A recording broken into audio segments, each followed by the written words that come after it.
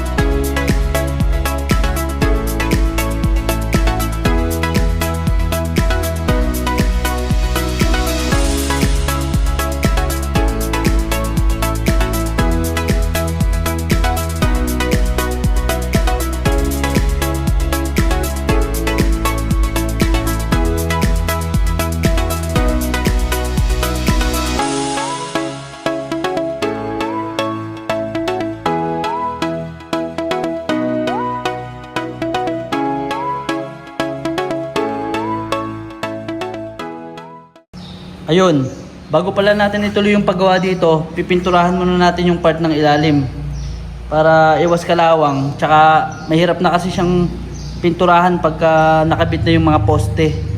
Hindi na natin siya maibabaligtad. Kaya pinturahan muna natin siya.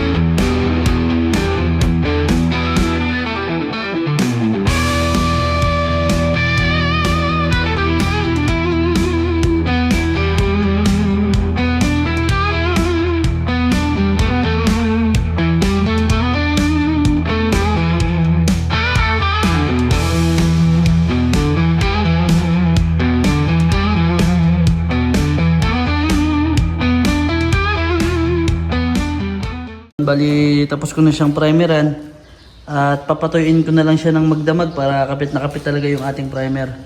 The next day.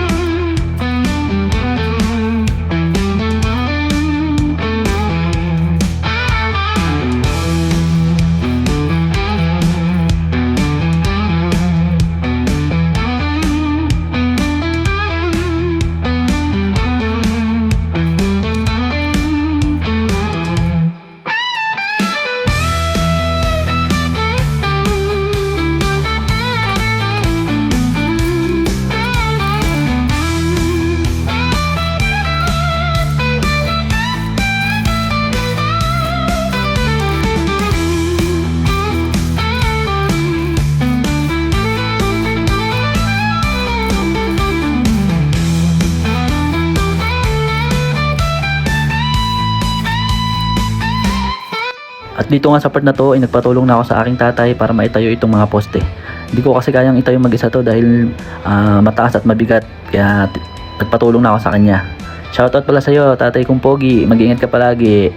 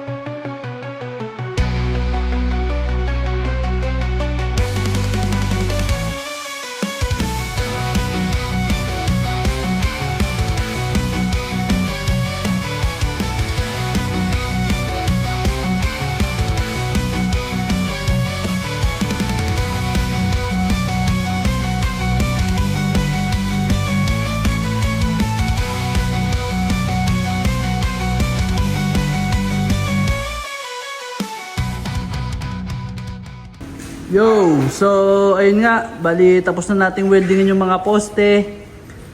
Tapos lagyan ng mga brace sa mga kantuhan para dagdag tibay. So, ayan na siya. Hindi ko pa pala ito pinupull weld para just in case na magkaroon tayo ng adjustment, madali lang natin siyang matatanggal. Ang kabuuang sukat pala nito is 6 feet yung lapad, tapos 8 feet yung haba.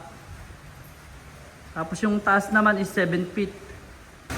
Bali sa part rin naman natin, ang gagawin naman natin is maglalagay tayo ng mga brace para sa bintana.